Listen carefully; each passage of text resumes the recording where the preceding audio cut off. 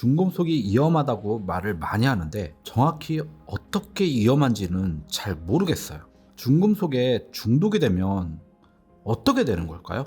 중금속이 얼마나 위험한지는요, 일본을 통해서 많이 알려지게 되었는데요. 도야마현의 진지강 하류에서 발병하게 된 카드뮴 중독으로 알려진 이따이 병이 가장 대표적입니다. 일본어로 아프다라는 뜻을 가진 단어인데요. 얼마나 아프면 아프다라는 게 병명으로 이름이 붙여졌겠습니까? 이와 같이 알려진 병이 미나마타 병이라고 수은 중독으로 신경학적 증상과 징후가 나타나는 병이고요. 임산부에게도 치명적인 문제를 일으키는 병으로 구마모토현의 미나마타시에서 메탈 수은에 노출된 조개나 어패류를 섭취한 주민들에게서 나타난 병으로 잘 알려져 있습니다.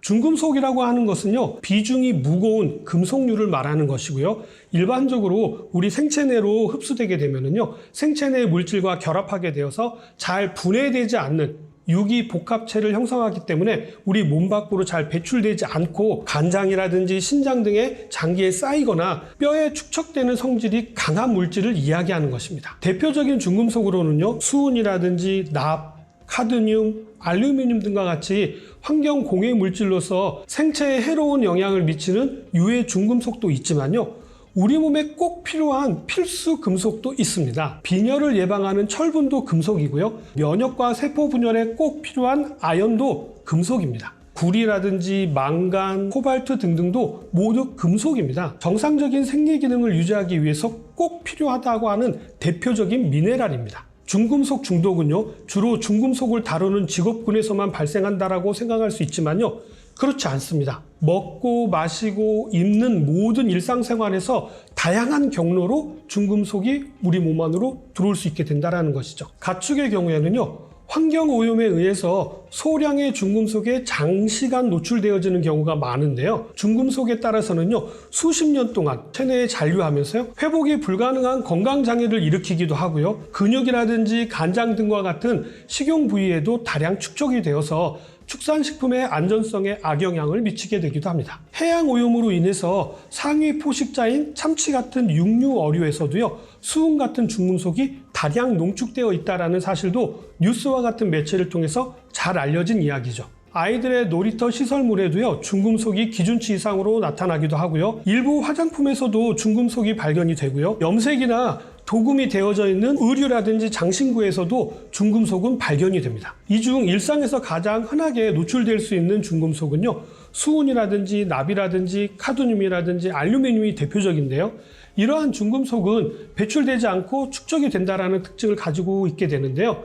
축적이 심해지게 되면은 심혈관 질환을 비롯하여서 신경과적인 질환은 물론이고요, 여러 가지 대사 질환 등을 일으킬 수가 있기 때문에 구체적으로 각 중금속에 중독되면은 나타날 수 있는 증상들을 좀 살펴보면은요, 수은에 오염이 되면은 초기의 경우에는 분해염이라든지 단백뇨, 신염, 면역력 저하 등이 나타날 수가 있는데요.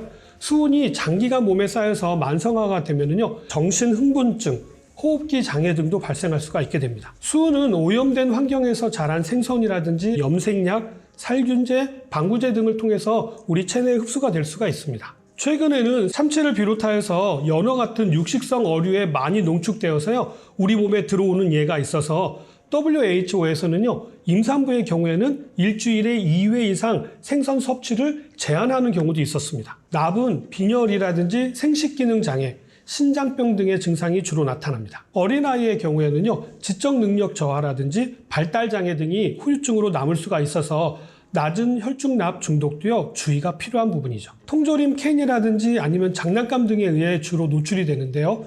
납 중독 초기에는요, 복통이라든지 구토, 설사, 배뇨장애 등의 증상이 나타날 수가 있습니다. 장난감의 경우 아이들이 입으로 빨거나 손을 통해서 입으로 들어오게 되는 것이죠. 페인트라든지 배기가스, 도금 제품 등에 함유되어져 있는 카드뮴 중독은요, 구토, 설사, 위장염, 호흡곤란 등이 있을 수가 있고요. 만성의 경우에는 골감소증, 신장기능 장애 등의 증상이 나타나기도 합니다.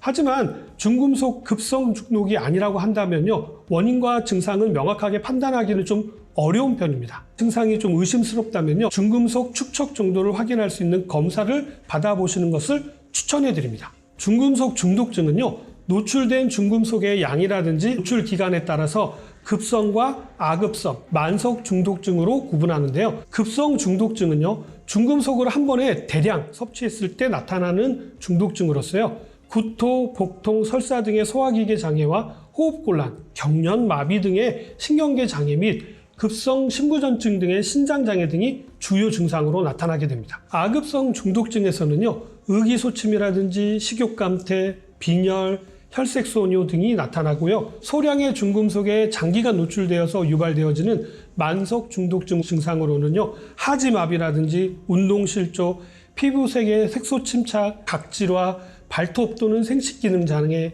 기형아 출산, 성장 저하, 면역기능 저하 등의 다양한 증상 등이 나타나기도 합니다. 가축보다 수명이 긴 사람에게는요, 장기간의 만성 노출에 의해서 중금속 중독이 되게 되면은요, 전립선암이라든지 폐암, 소화기계 종양, 신장 종양 등 여러 가지 암이 발생하기도 합니다. 지금 말씀드린 납이라든지 수은이라든지 카드뮴 등의 태반을 쉽게 통과할 수가 있어서요, 사람이나 가축에서 기형 출산이라든지 유산, 사산, 불임, 성장에 결핍된 새끼의 출산 등을 유발하게 됩니다. 그럼 일상 속에서 우리가 쉽게 접할 수 있는 중금속에 함유된 식품이나 사물들이 있으면 체크하면 좋을 것 같은데 어떤 것들이 있을까요?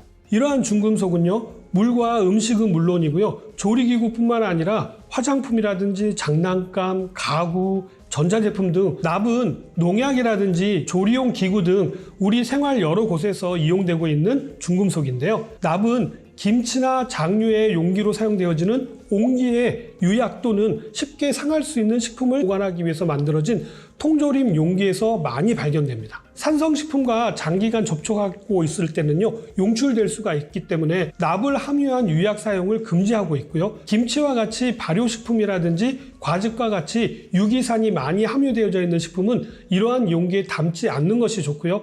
이런 용기에 보관하시게 된다라고 한다면 가급적이면 빠른 시일 내에 드시는 것들을 권장해 드립니다. 그리고 통조림을 선택할 경우에는요, 유통기한과 찌그러진 곳이 없는지를 잘 살펴보시고 구입하시는 것이 좋습니다. 다음은 앞에서도 언급해드린 생선 속에 들어있는 수은입니다. 수은은 농약이나 약품, 전자제품 등에 많이 사용되는 중금속으로요, 환경으로 배출되어지는 수은은 무기수은입니다.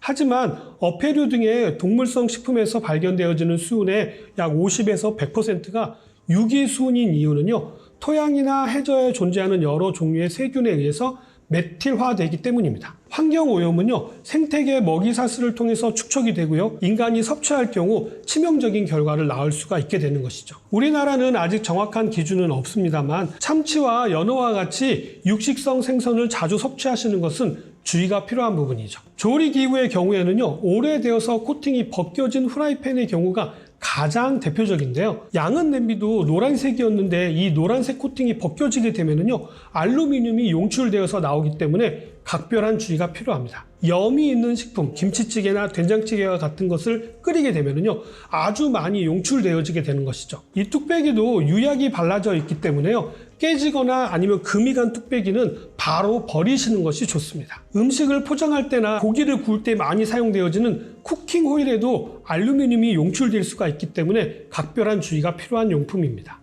물건 같은 것들은 피하거나 버릴 수 있을 것 같은데 물 같은 거는 피할 수가 없는데 중금속 배출에 도움이 되는 예방법 같은 것들은 어떻게 해야 될까요? 중금속을 배출해주는 성분이 있기는 합니다. 여러 성분들을 흡착해서 우리 몸 밖으로 빼내주는 역할을 하는 식이섬유가 가장 대표적인데요. 지방이라든지 콜레스테롤만 빼주는 것이 아니라 중금속도 우리 몸 밖으로 배출해주는 작용을 가지고 있습니다. 그런 의미에서 해조류를 섭취하시는 것도 도움이 될 수가 있겠죠. 동물성 식이섬유로 잘 알려져 있는 키토산이라든지 키토올리고당도 우리 몸에 쌓인 중금속을 배출하는데 큰 도움이 되는 성분이죠. 오늘은 우리 주변에서도 흔하게 접할 수 있는 중금속의 위험성에 대해서 말씀을 드렸는데 어떻게 좀 도움이 되셨나요? 저는 다음에 좀 더 도움이 될 만한 내용 가지고 다시 찾아뵙도록 하겠습니다.